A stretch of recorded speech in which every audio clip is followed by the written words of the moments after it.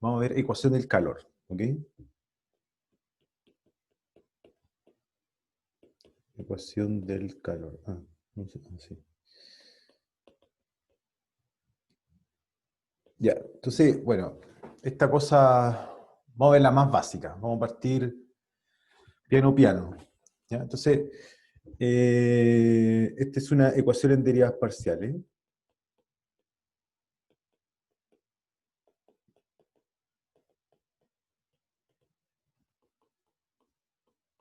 ¿Qué quiere decir esto? Que la incógnita es una función, digámoslo así, de dos o más variables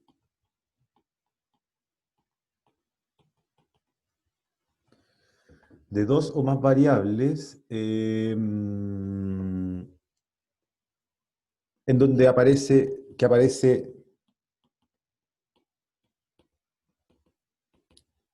en la ecuación derivada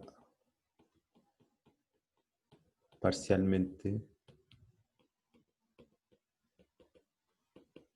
con respecto a esa variable.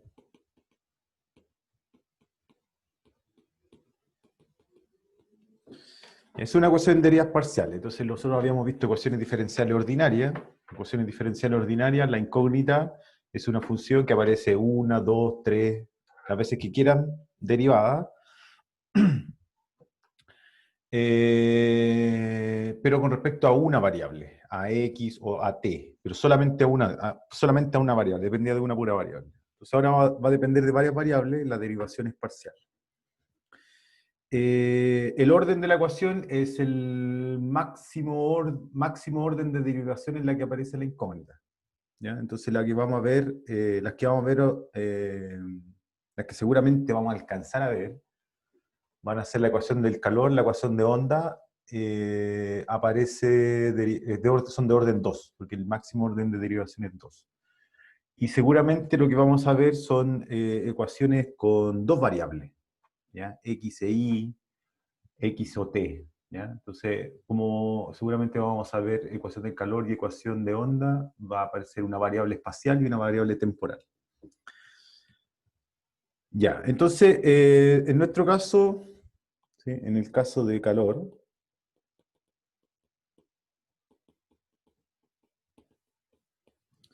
la incógnita U va a ser una función de, digamos, A, su conjunto de R2 en R, ¿ya? Y vamos a decir, diremos que, o denotaremos, ¿qué denotaremos?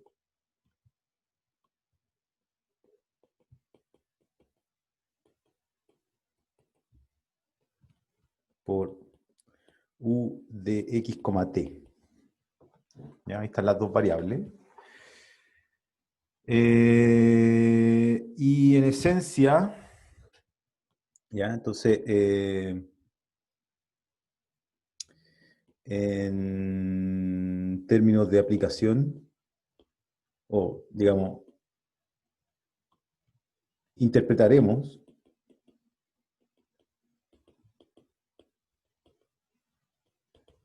t como el tiempo, generalmente t mayor o igual que 0, ¿sí? X va a ser la posición en la recta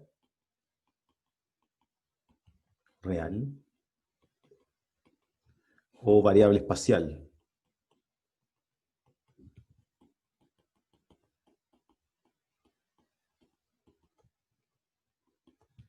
¿Ya? Y ese X puede ser X en todo R, puede ser, o X en un intervalo, ¿ya? O un semi-intervalo, X positivo, ¿ya? Por ejemplo. ¿Ya? Y entonces U de X, T, ¿qué es lo que va ¿Cómo se va a interpretar? U de x, t es la temperatura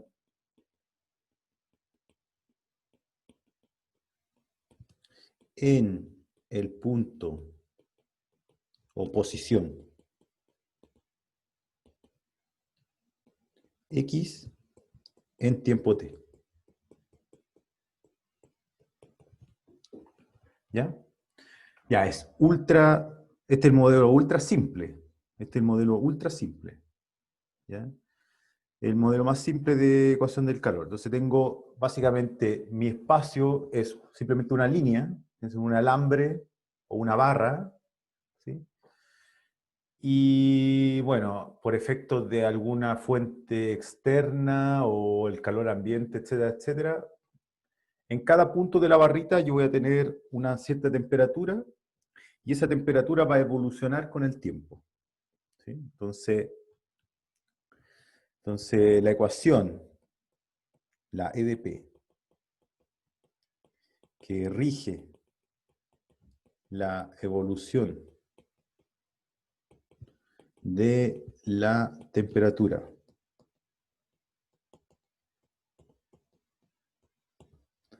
del cuerpo unidimensional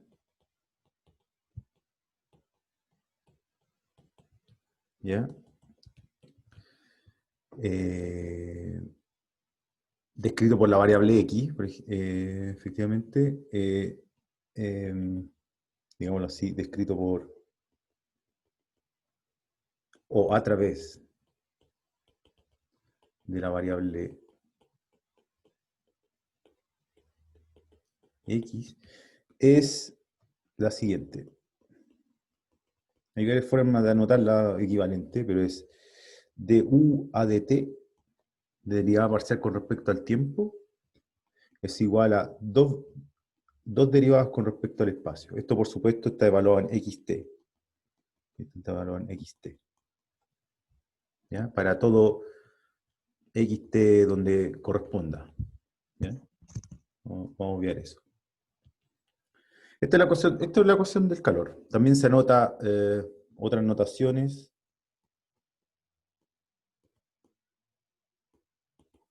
Ut igual uxx o dtu igual d2xxu son la misma. Vamos a usar esta, que es más clásica y estándar. ¿Ya? Y entonces esta es la ecuación del calor. Ecuación del calor en el espacio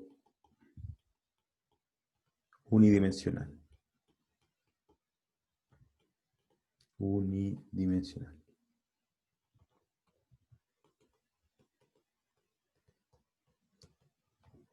Ya, entonces básicamente, ¿qué es lo que dice? Bueno, propiedad fundamental de la ecuación del calor. Propiedad fundamental.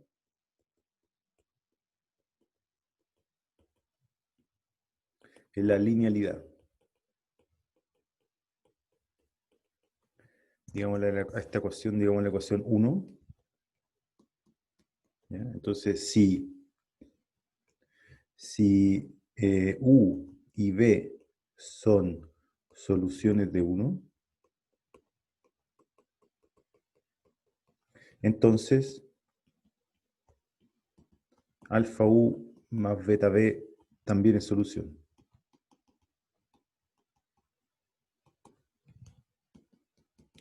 Y esto es lo que se conoce también como principio de superposición, que es algo que ya habíamos visto en ecuaciones lineales, ¿sí?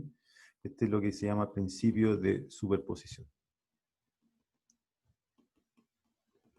Que va a ser esencial en la resolución de la ecuación. Ya, entonces, ¿cuál es el modelo? Digámoslo así, modelo. Ya, entonces, eh, recuerden que en una ecuación diferencial, básicamente ¿cómo es que se dice esta palabra? Entonces, como el modus operandi o el concepto fundamental es que uno tiene que integrar para sacarse de encima la derivada. Entonces, al integrar aparecían constantes indeterminadas que uno, dependiendo del problema, encontraba imponiendo condiciones sobre el sistema, sobre la ecuación. ¿Sí? Entonces, en ecuaciones de orden 1, ecuaciones diferenciales ordinarias de orden 1, había una condición inicial, ¿cierto? En ecuaciones diferenciales ordinarias de orden 2, imponíamos dos condiciones iniciales o condiciones de contorno. Y aquí va a suceder algo similar, pero como tenemos dos variables, ¿sí? Vamos a tener que básicamente integrar dos veces con respecto a x y una vez con respecto a t. Entonces, las condiciones van a ser sobre cada una de las variables que aparezca en realidad en la ecuación, si usted se fija. Vamos a tener una condición espacial, el x ahora sí que va a ser el espacio, y la t va a ser una condición inicial, en particular. Entonces, típicamente,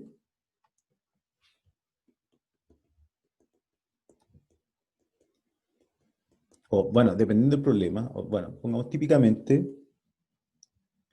se complementa uno con una condición inicial.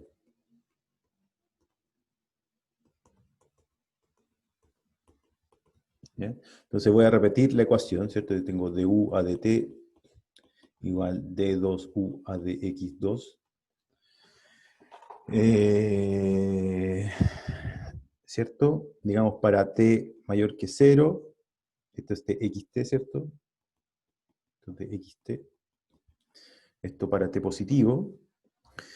Y entonces uno dice, mira, yo quiero que u en t igual 0 sea algo. Quiero dar una configuración inicial del sistema. ¿Ya? Ahora, fíjense que ahora u depende de espacio y de tiempo. Pues, depende de x y de t. Por lo tanto, la condición inicial ahora va a pasar a ser una función.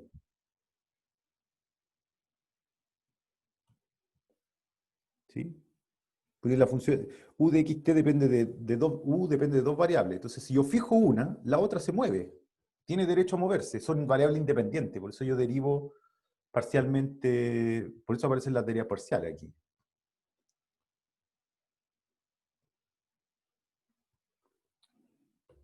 ¿Sí? Entonces, esto es lo que uno llama condición inicial.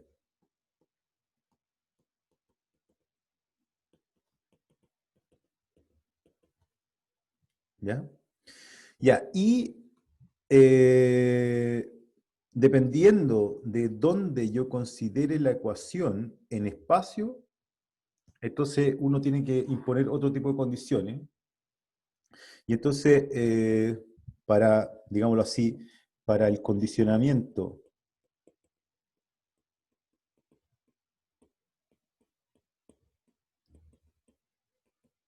de la variable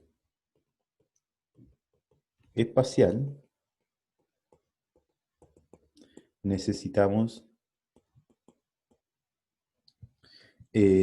saber dónde, digámoslo así, dónde en X o en qué X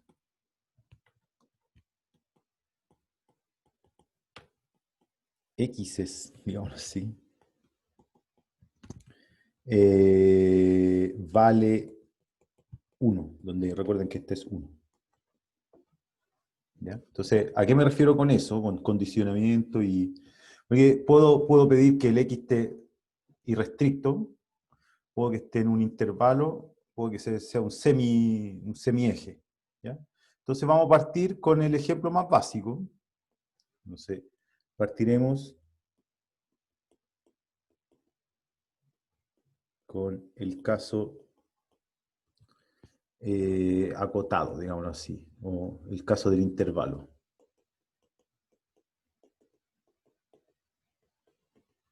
¿Ya? Entonces vamos a decir, tenemos ecuación del calor, voy a omitir la X y la T. Y aquí digo dónde vale.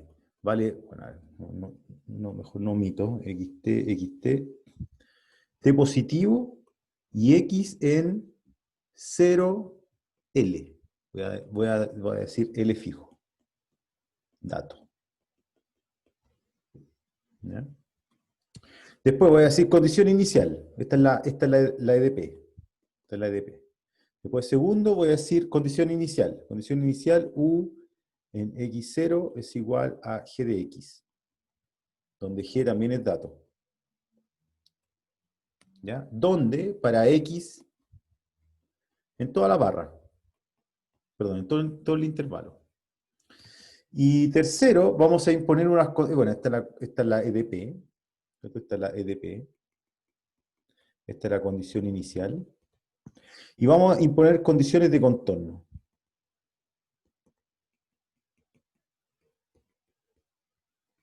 ¿Ya? Y las condiciones de contorno vamos a asumirlas simples. Va a ser U de 0t igual, voy a colocar las dos, U de 0t y U, estas dos son 3, U de 0t y U de lt van a ser igual a 0 para todo t mayor que 0.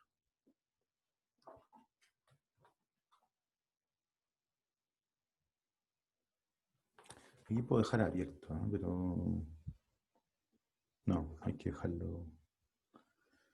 Y aquí mayor igual, podemos dejarlo así. ¿Ya? Ok, ya. ¿Qué significa esto? ¿Ya? ¿Cuál es el modelo aquí? Modelo. Entonces voy a considerar una barrita. ¿Sí? O modelo, difusión del calor en una barra finita. Finita se puede entender en este caso de dos formas. Finita porque va desde 0 a L. Y finita en el sentido de que uno modela esta barra como una línea nomás. No tiene grueso. ¿Ya? Porque la variable espacial se modela como es unidimensional. Es una barra de corte transversal despreciable. ¿Ya? El diámetro es despreciable.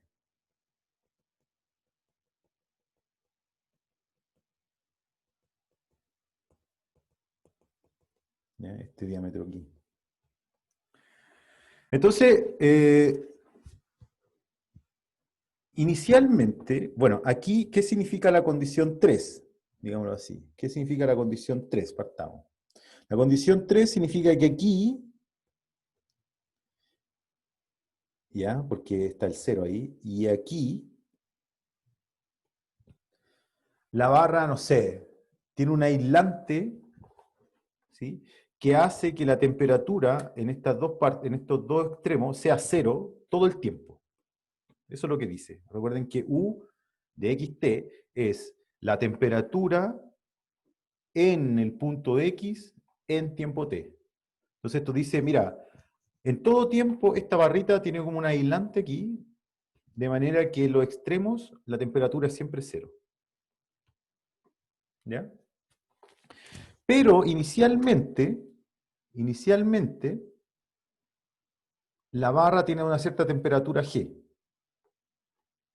En toda la barra, fíjense, aquí fijo el espacio, muevo el tiempo. Aquí fijo el tiempo, muevo el espacio. Entonces, inicialmente, aquí hay como un gráfico. Aquí hay un gráfico de la función g. Y digamos que es como una cosa, digamos que el gráfico de la función g es una cosa así. Esta es la g. Un intervalo. Ustedes tienen que pensar que esto que está aquí en la barrita es el intervalo 0L. Aquí está el gráfico de la función. ¿Ya? Entonces, si yo digo inicialmente, bueno, y voy a asumir aquí, para que esta cosa sea realista, que la g vale 0 ahí y vale 0 ahí, para que sea compatible con la condición inicial. La condición inicial sea compatible con la condición de contorno. Entonces este gráfico que está aquí, ¿qué quiere decir en el fondo? Quiere decir que aquí, no sé, voy a tratar de hacer un dibujo más o menos convincente. Aquí la barra está fría. Está fría. ¿Ya? Y a medida que avanzo en el largo aquí, la barra se pone más caliente. Aquí es donde está más caliente, porque la altura de la G es máxima. Y es donde está más caliente. ¿Ya? Y aquí se va como matizando. Aquí. Después pasa, no sé, a medio un poco ya más fría hasta que queda completamente fría. ¿Ya? Y aquí lo mismo. Aquí está un poco, la G dice cuánta temperatura hay. Entonces cuando baja se va poniendo más fría, ahí vuelve a estar a la temperatura cero, y después baja más. Entonces cuando baja más, se pone más fría. No sé cómo dibujarla aquí. Así, aquí, se pone más fría, en el mínimo, que es como ya casi no hay temperatura, después vuelve, por decirlo de alguna manera, no sé. ¿Entiende más o menos, no? O sea, aquí está fría. Aquí al medio está bien caliente, lo máximo de caliente. Aquí vuelve a ser cero la temperatura. Y aquí está hielo, congelado. Y después pasa de nuevo a temperatura cero. No, más que congelado, que ya en cero es congelado, pero se entiende, ¿no? Y entonces ahora, ¿cómo se ve esto después? Aquí es cuando uno dice, aquí es cuando uno debería ya convencerse de que el tiempo es, no sé, la cuarta dimensión, como dice. Entonces uno en el fondo, ¿cómo veo? Como por lo menos veo yo la EDP, aquí está la barra, aquí estamos en tiempo cero,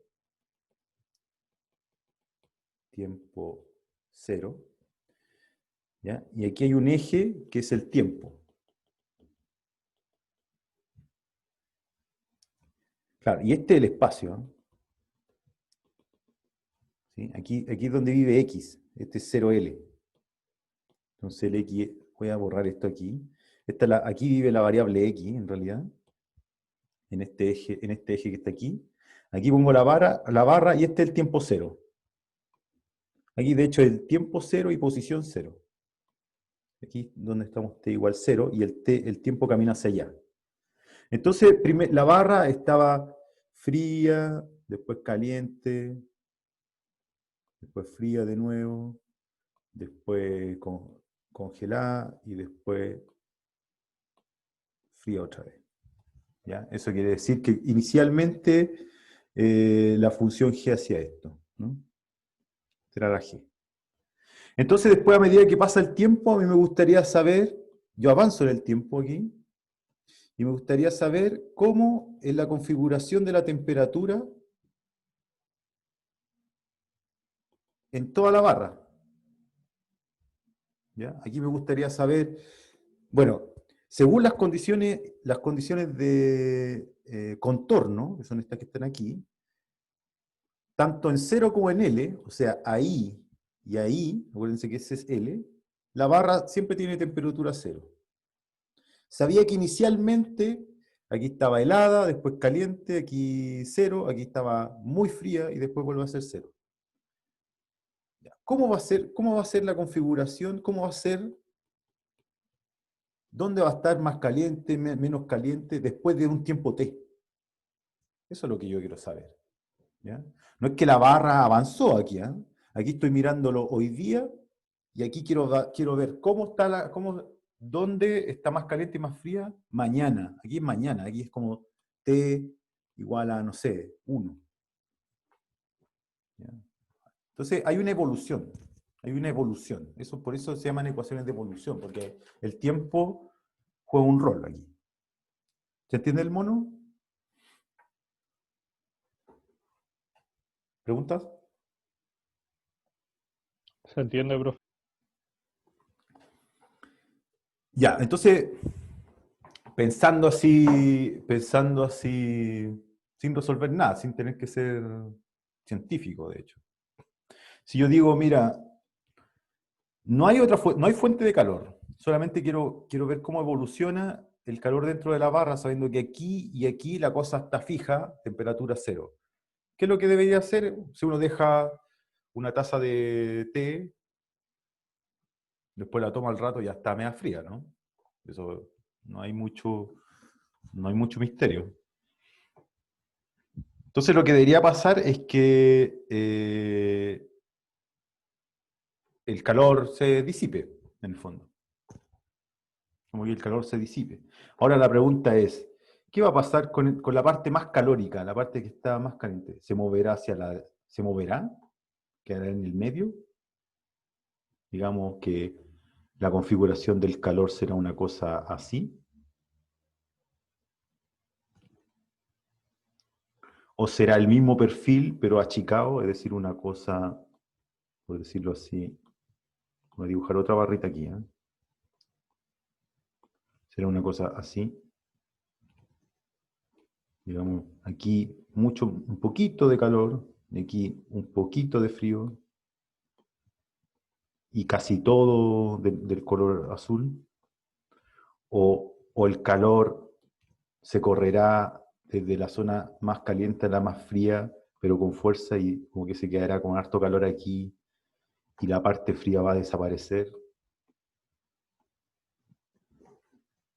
o se simetrizará, o digamos que todo el calor se concentra, se va disipando, pero se concentra en el medio y casi todo el resto es helado, es decir, como una función así.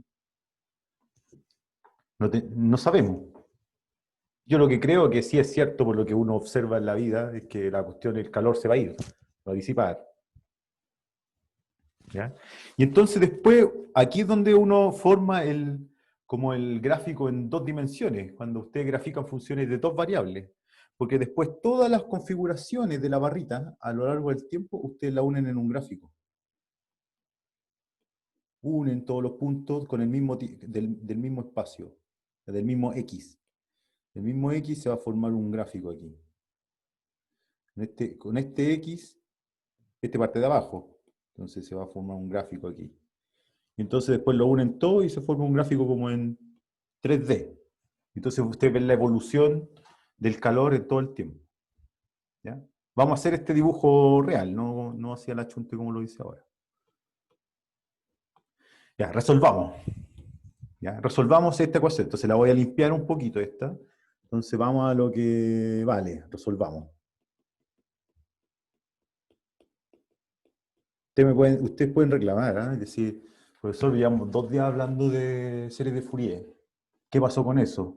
Bueno, ahora lo vamos a ver al final, pero tengo media hora. Preguntas antes de partir, de cualquier tipo. No hemos hecho ni una cosa matemática aún. También les debo, usted me puede decir, "Oye, profesor, ¿y por qué esta es la ecuación del calor y no otra? No, ¿por qué hay dos derivadas ahí? ¿O por qué no hay dos derivadas ahí? Bueno, se las debo por el momento. ¿Ya? Se las debo. Una ecuación que tiene como 300 años. También me podrían decir, profesor, ¿y cómo es si en vez de que sea este modelo muy simple para mí? Yo no lo creo. No existe una línea, no existe un objeto unidimensional. Me gustaría ver cómo es el calor en una placa. Bueno, en una placa hay que agregar no solamente variable X, sino que variable Y. Y entonces lo único que cambia en la ecuación del calor es que aumenta una segunda derivada en Y. Y esto es lo que uno conoce como el laplaciano. Entonces la ecuación del calor más general es UT igual laplaciano de U, donde el laplaciano es la suma de las segundas derivas parciales en todas las dimensiones que uno quiera.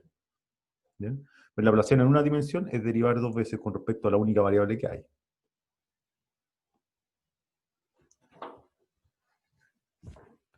En ¿Sí? caso de que saliera una variable y, habría que poner otra condición inicial. No, porque el tiempo es uno solo. Habría que poner 2 condiciones de contorno más. Porque la U dependería de X y T, ¿cierto? Entonces, que vaya a haber el calor en una placa. Entonces, esto es 0L para X, esto es 0L para Y, Entonces tienes que imponer una condición. Las condiciones de contorno son para todo t. Entonces tienes que poner una condición en 0, L, T. 0 en X, perdón, 0 I, T. O sea, toda esta línea. Después U en L, I, T. Entonces en toda esta línea. En toda esta línea. El X vale L y el I se mueve. Después tendrías que poner U de X, 0, T. Esta que está aquí sería esta línea. Se mueve en X, pero en Y está fijo en 0. Y después U de X, L, T, es decir, esa línea. Entonces necesitarías 4 condiciones de contorno que además son más complejas porque son funciones también. Funciones de Y y funciones de X.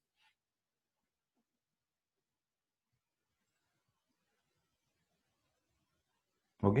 ¿Se entiende?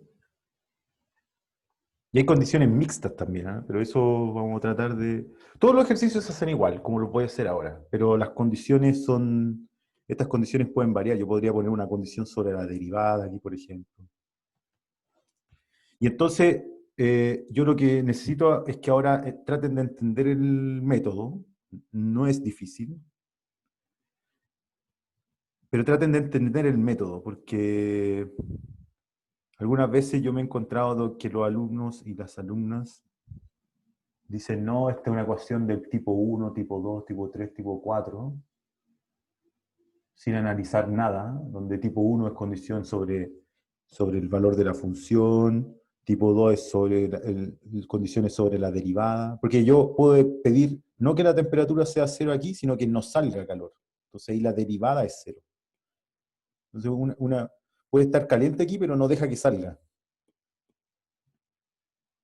Ese otro tipo va a dar otro tipo de solución. Entonces recuerdo que una vez tuve que tomar un examen oral y llegaron 2 alumnos. ¿Ya? Entonces le dije, ya, era de resolver esta cosa, EDP. Entonces uno sabía el método, dije, ya, a ver, hagan este problema en la pizarra. Uno sabía reducir el método. Y se demoró un montón. Yo lo esperé y lo sacó. Y el otro dijo, se quedó también un montón de rato esperando y dijo, esta es de tipo 1, de tipo 2, de tipo 3. Pensaba que era como que había que aplicar un tipo. Por supuesto que no hizo nada. No hizo nada. La de tipo 1 era con derivada o sin derivada. No se acordaba de cuál era, no podía hacerlo nada. No pudo hacer el ejercicio. Entonces, hay que entender cómo es la mecánica ahora. ¿Ya? Ya, y entonces, ¿cómo vamos a resolver? A través del método de separación de variables.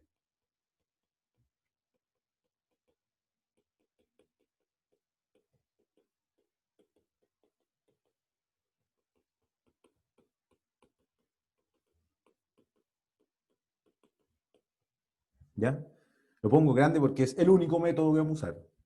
Y no confundir con variables separables, que fue la primera cosa que vimos en el curso, para ecuaciones de orden 1, no tiene nada que ver. ¿Ya? Ya, ¿cuál es la idea fuerza aquí?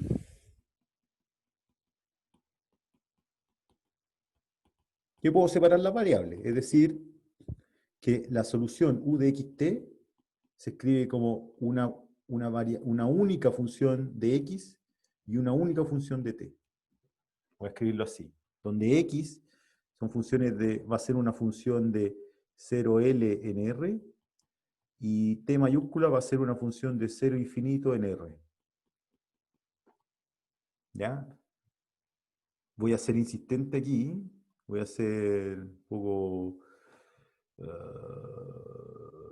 bruto, no sé cómo decirlo, pero insistir en que dependen de una pura variable.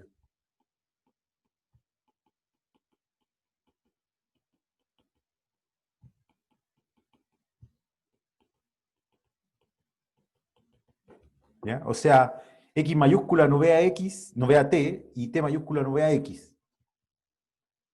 ¿Ok? Esta es la idea de fuerza, variables separables, se pueden separar en un producto. ¿Sí? Ok, y entonces, ¿ya? El paso 1 es usar la EDP.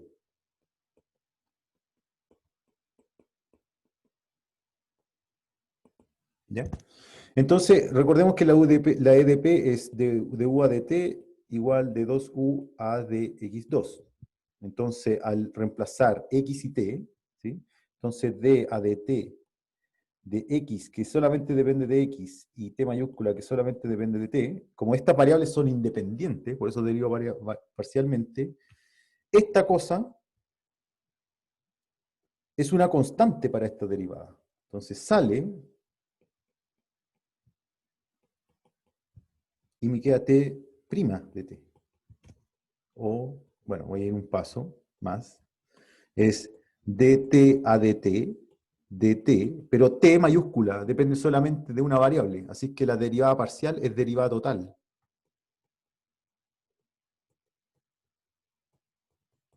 Y por lo tanto lo puedo escribir así. xt'. ¿Sí? Análogamente,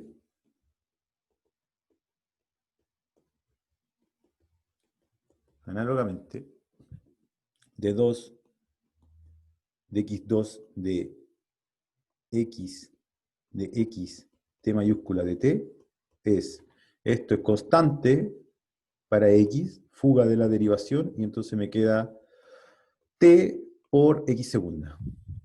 Bueno, una de t y la otra de x. Entonces, reemplazando la EDP,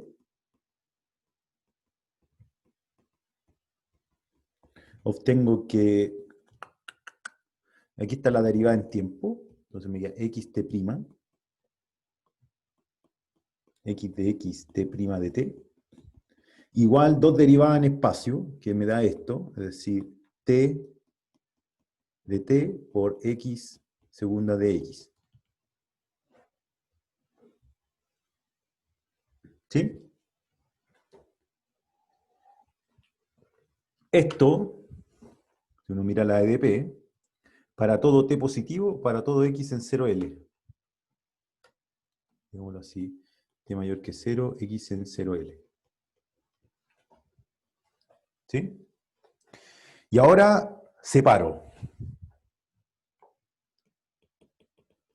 Separamos. ¿Ya? Entonces voy a tirar todo lo que depende de x a un lado y todo lo que depende de t a otro. Entonces me va a quedar x, voy a pasar dividiendo este para allá y este para allá. Entonces me queda x segunda de x dividido por x de x es igual a t' de t partido por t de t. Una cosa, si uno mira esta ecuación, se da cuenta de que la función u constante igual a 0 es una función constante es solución. La derivada de una constante en t es 0 y la segunda derivada de una constante en x es 0. ¿Sí? Y como yo estoy imponiendo condiciones de contorno igual 0, 0 es solución de la EDP más la condición de contorno. Pero si yo impongo una condición inicial, o sea, digo la barra está más caliente en un lado que en otro, esa función no me va a servir como solución. No es cierto que si yo dejo algo caliente, inmediatamente después queda a temperatura 0. ¿Ya? Entonces le vamos a hacer el quite a la solución constante igual a 0, que aparece evidentemente de EDP más condición de contorno. No queremos ver las otras soluciones, y sabemos que hay otras soluciones que son las que realmente nos interesan. Entonces le vamos a hacer el quite a la solución constante igual a 0. La vida no es tan fácil, digamos. ¿Ya? Entonces eso justifica básicamente, porque estoy diciendo eso, justifica el hecho de que pasé dividiendo. ¿Ya? Ya, entonces fíjense, tengo esta variable, x y t son variables independientes entre sí. ¿Ya? Entonces, yo puedo dejar fijo t y mover el x a mi antojo en este intervalo. Y viceversa, yo puedo dejar el x fijo y mover el t a mi antojo. ¿Qué quiere decir eso? Esto es lo más difícil de entender a nivel de estudiante. Quiere decir que las dos funciones son constantes. esta que está aquí, que depende de t, no estoy diciendo que x o t sean constantes, estoy diciendo que x segunda dividida por x, mayúsculas ambas, es constante. Es constante igual a t, a este número. Entonces me dice, pero t se mueve. Bueno, es que si uno lo hace, uno después lo ve de este lado para acá, y deja fijo un x, uno se da cuenta que esta función t' mayúscula dividido por t mayúscula es constante en t. Entonces todo termina siendo constante. No puede variar. No pueden variar. ¿Se entiende?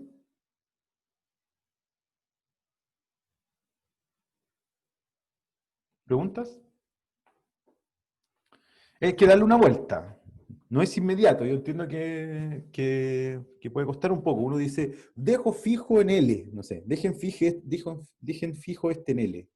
Entonces me queda x segunda partido por x de L es igual a t' de t partido por t de t. Ahora muevo el t. Muevo el t. Entonces significa que esto es constante. Esto ya no se mueve más. Esto vale algo. No sé, 100. 100. Vale algo. Está fijo. Entonces esto, para todo t, vale un número, 100. Ya, entonces ahora como ya sé que esto vale 100, después muevo el x. Muevo el x. Entonces, para todo x, esto vale 100. Entonces todo es constante. ¿Ya?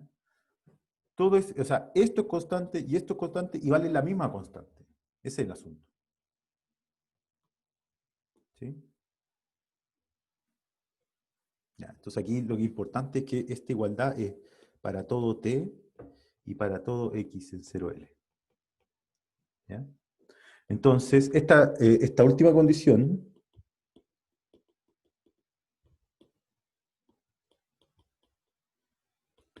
impone que x segunda dividido por x sean constantes. Y t' partido por t sean constantes. Para todo x, para todo t. Voy a obviar ahora el x y el t. ¿Sí? Bueno, para todo t y para todo x. Y esta es la misma constante, que no depende ni de x ni de t. ¿Ya? Entonces yo sé que puede ser confuso, insisto, esto solamente depende de x, esto solamente depende de t. Me dice, pero profesor, ahí está la t, ahí está el t chico, se mueve, esto se mueve, ¿por qué va a ser constante? Bueno, puede ser, porque si esto vale, como digo, 100, no es que se trivializa el problema. O sea, esto es cierto, esto es igual a una constante. ¿Y por qué esto no dice, oye, ya resolvimos? No, porque después de eso hay que resolver esta EDO. Y por ello hay que resolver esta otra EDO. Que no son evidentes. Hay que resolverlas. Y ahí es donde vamos a tener que... Como que el método de separación en el fondo hace de una EDP dos EDOs. ¿Ya? Y en esa separación, ahora, claro, en esa separación después para esta EDO voy a usar la condición inicial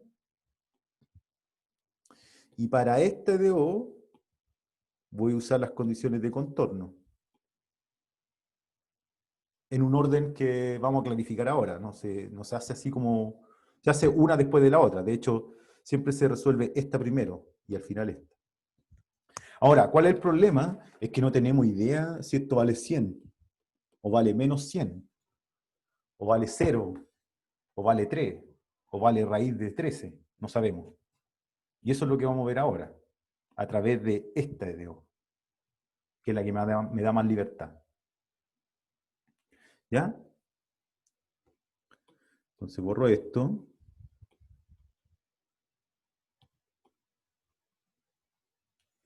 Ya, esa constante. ¿Ya? Entonces, primero, ya este era el punto 1, ¿cierto? Después usamos la EDP, separamos, digámoslo así. Segunda parte, separamos variable. Entonces, separamos Entonces me queda x segunda partido por x igual constante. T' partido por t igual a la misma constante. Pero no sabemos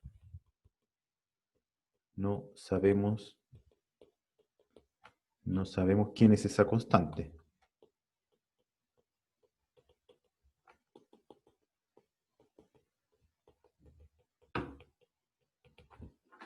¿Ya?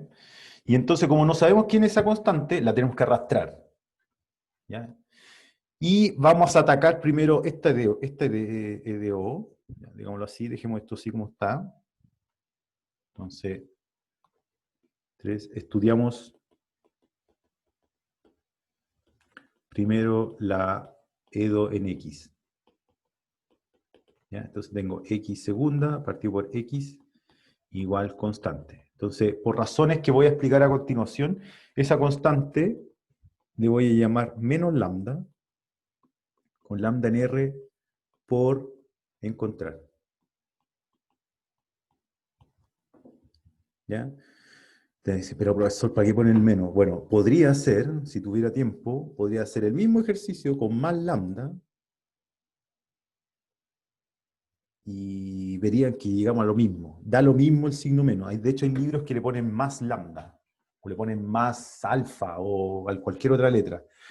Lo único que yo digo es que este numerito no depende ni de X ni de T. Eso es lo que ustedes tienen que tener claro todo el tiempo. Es constante. Eso viene de acá. Aquí es constante. Por lo tanto, pasa esta constante. Y ahora la llamé de alguna manera para no andar agarrando la CTE todo el tiempo. ¿Sí? A esta altura ustedes se pueden estar preguntando, no puedo creer que este ejercicio dure tanto. Efectivamente, son ejercicios largos. Que en el fondo ya se dan cuenta. Después de esto, llegamos a 2 EDO. O sea, recuerden que demoraban cierta Y cantidad de tiempo a resolver una EDO, aquí tienen que resolver 2 y más encima después acoplarla. Así que esto es largo. No todo es tan rápido en la vida como tuitear o mandar mensajes o conectarse a internet. Bueno, hay que tener paciencia, hay que darle tiempo. Y resolvamos esto. ¿Ya? ¿Ya? Entonces vamos a resolver este dedo. Entonces, de aquí pasa x segundo, aquí se van a dar cuenta pues, al tiro porque le puse lambda, menos lambda, es igual a menos lambda x. Es decir, x segunda más lambda x es igual a 0. Una ecuación de segundo orden lineal, coeficiente constante. ¿Sí? EDO, segundo orden lineal, coeficiente constante. Entonces aquí voy a apurar un paso para alcanzar por lo menos terminar la parte de x. Entonces,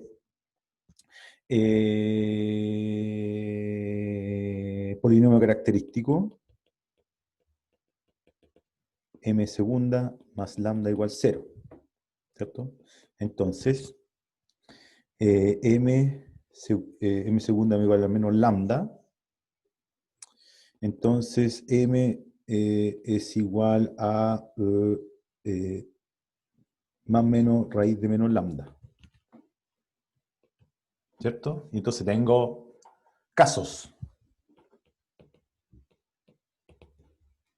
¿Qué pasa si lambda es 0? Saquémonos de encima el más fácil. Si lambda es 0, aquí voy a ir un poquito más rápido para alcanzar a concluir los 7 minutos que me quedan. Si lambda es 0, tengo una pura raíz. ¿Cierto? Y entonces el conjunto fundamental de soluciones x de x va a ser C1, porque me queda e a la 0x, y como tengo que usar Abel, me queda x por e a la 0x, ¿cierto? ¿De acuerdo? En este caso, en lambda igual 0. Cuando lambda vale 0, de hecho, te puedes resolver aquí, es estúpido lo que estoy haciendo. X segunda igual 0, entonces una lineal, es C1 más C2x. También se puede ver a través de la exponencial. Pues tengo exponencial de 0, pero como aparece la raíz una vez, tengo que usar Abel, entonces tengo que multiplicar por x la solución fundamental del otro. Entonces me queda esto. ¿Ya? Y entonces ponemos las condiciones iniciales, perdón, las condiciones de contorno. Condiciones de contorno también se separan aquí. ¿Sí? U en 0t igual 0, U en lt igual 0 para todo t. ¿Ya? Entonces U en 0t es igual 0. Bueno, U en 0t es lo mismo que x en 0 t de t igual 0. Y U en lt, estas son las condiciones de contorno,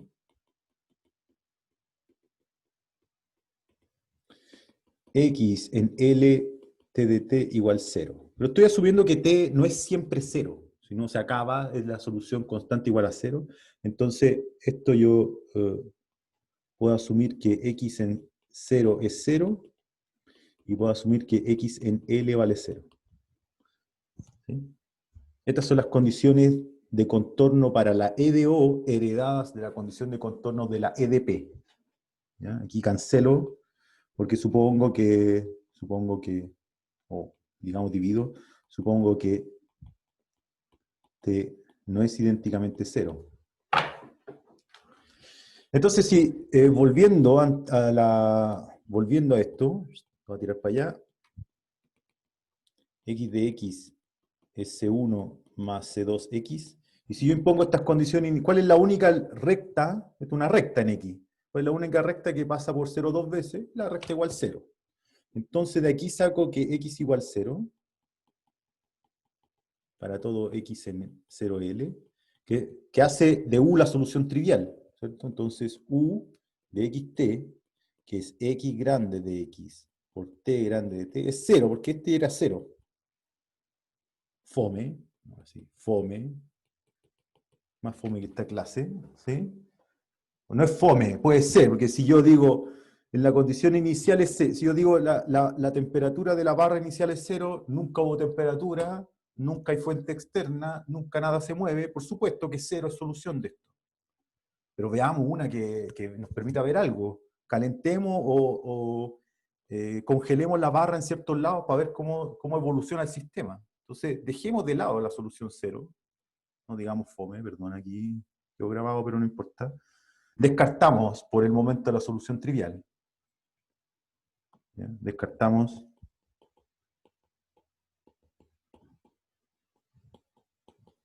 solución trivial.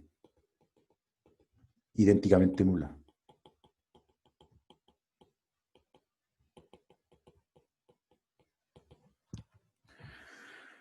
Oh my God, qué poco tiempo hay en esta vida. Ya, después, ya. Entonces, caso lambda 0, chao. Caso lambda, después las que me dan las exponenciales también las voy a descartar. Cuando lambda es negativo, menos lambda es positivo. Y en ese caso tengo dos raíces reales distintas. ¿Sí? Entonces, caso 2, si lambda es negativo, ¿cierto? Entonces m es más menos raíz de menos lambda. Entonces, ojo, lambda es negativo, menos 10, menos por menos más, me queda positivo, tengo las exponenciales. Entonces, conjunto fundamental, x de x es C1 exponencial de raíz de menos lambda x más C2 exponencial de menos raíz de menos lambda x. Ustedes me van a decir, me están matando, profesor, hay un menos lambda, debería salir un i, pero lambda es negativo. Así que esto es positivo, así que esta raíz es real positiva. Esta raíz es real. Y imponiendo las condiciones que se heredan de las condiciones de contorno para la EDO, heredada de la condición de contorno de la EDP, de nuevo tengo que en los extremos esto vale 0. ¿Ya? Entonces tengo, ya es fácil ver que de nuevo me va a quedar la solución constante igual a 0. Entonces de nuevo, imponiendo, digámosle, doble estrella a esto. No sé por qué doble estrella, quizá ya usé estrella. De nuevo, llegamos a la solución trivial. Idénticamente nula.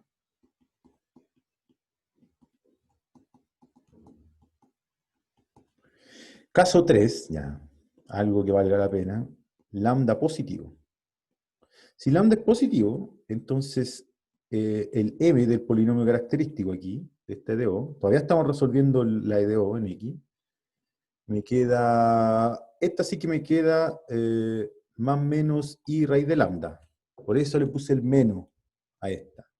Por eso le puse ese signo menos aquí, para no tener que poner menos ahí y cambiarlo por la i de imaginario. Eso es todo, por eso nomás le puse ese menos. Y le ponía más, dice, pero no me gusta ese menos más. Bueno, va a tener que poner el menos ahí adentro y arrastrarlo forever y va a escribir un menos más todo el rato. Eso es todo. Y aquí entonces el conjunto fundamental es de x va a ser C1 coseno de raíz de lambda x más C2 seno de raíz de lambda x. Y aquí es donde entra la no unicidad de los problemas de contorno. No todos lo notaron, pero algunas personas me preguntaron cosas de la guía. Decía, profesor, no entiendo este problema que dice que no hay una única solución. Entonces uno lo puede ver, no hay una única solución, qué mal problema. No, aquí vamos a ver que el hecho de que haya muchas soluciones permite resolver un EDP.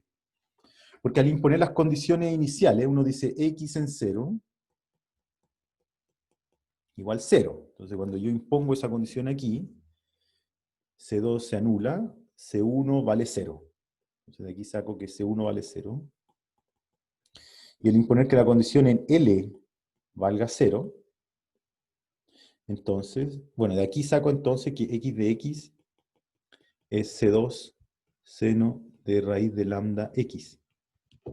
Y al imponer esta otra condición, y aquí es donde viene todo, aquí es donde como que realmente se enciende el ejercicio, es que entonces C2 por seno de raíz de lambda por L es 0. ¿Ya? Voy a pasar 2 minutos. Y entonces digo, ya, fácil, la vida es fácil. C2, 0. Si C2 es 0, X es 0, quedé con la solución trivial. ¿Ya? Entonces dice, la solución es 0. ¿Sí? Entonces se está echando al bolsillo 2.000, 3.000, 4.000 años de historia. Es que la temperatura cambia del, del extremo de una mesa al otro, de una ciudad, de un punto de la ciudad al otro, etcétera, etcétera. No todo es 0. ¿Ya? No todo es 0, démosle chance. Entonces no voy a decir que C2 es 0, sino que voy a decir que el lambda, que es constante, hace de que esto sea 0. Entonces, para evitar, no estamos evitando la solución constante igual a 0 porque seamos flojos, la estamos evitando porque somos curiosos. Entonces, para evitar la solución idénticamente nula,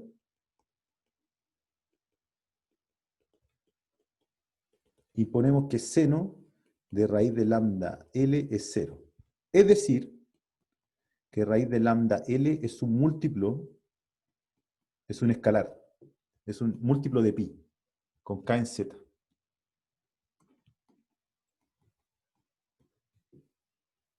¿Ya? Lo que quiere decir entonces que no hay un solo lambda, sino que lambda es k pi partido por L al cuadrado con k en z. Entonces ustedes pueden decir, pero profesor, te dijo que el lambda era constante aquí. Te partió diciendo que la constante común a esta función de x y a esta función de t era una constante y le llamó lambda. Y aquí me está diciendo que depende de k. Yo nunca dije, o sea, yo dije que no dependía ni de x ni de t, pero no dije que había una sola. ¿Se entiende? Yo dije, esta cosa no puede ni depender ni de x ni de t. Perfecto. Y el hecho de que hayan no una ni dos, sino que infinitas de ellas, no me contradice. Pueden haber varias constantes. ¿Ya?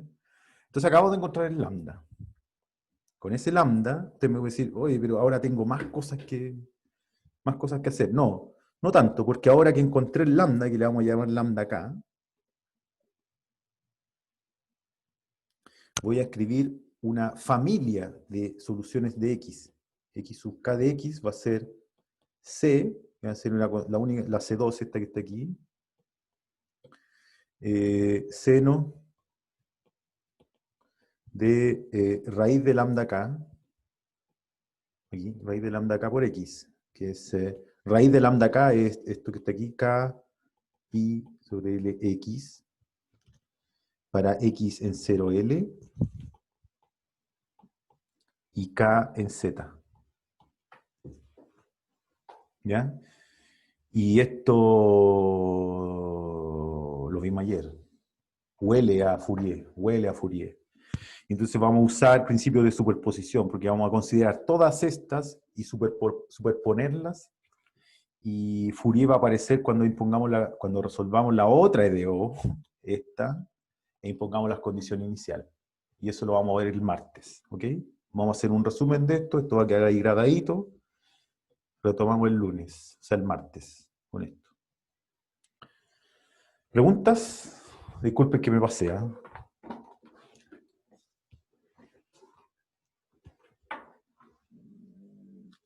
Todos los ejercicios van a ser igual. Lo único distinto es el problema, la EDO, digamos, para la ecuación del calor siempre va a quedar la misma EDO. Siempre van a quedar la misma EDO.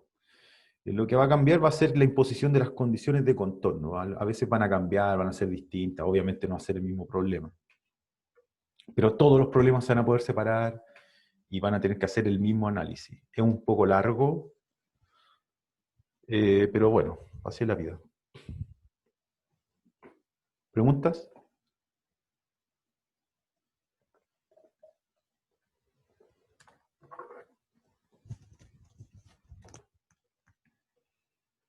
Profe, entonces dependiendo de las condiciones de contorno, en el X sub k va a quedar dependiendo de seno o de coseno, ¿no? Exacto. A veces pueden aparecer los dos. Sí, efectivamente.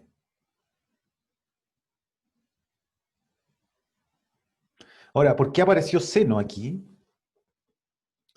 ¿Por qué apareció seno aquí? Es más o menos natural que aparezca seno, porque yo quiero que al principio y al final de la barra esto valga 0. Bueno, y eso lo hace el seno, no el coseno. El coseno parte por aquí arriba en 0.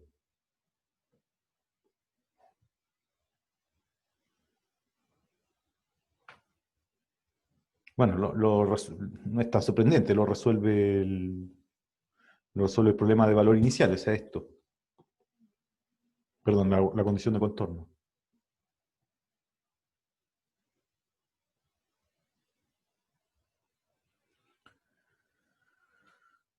¿Más preguntas?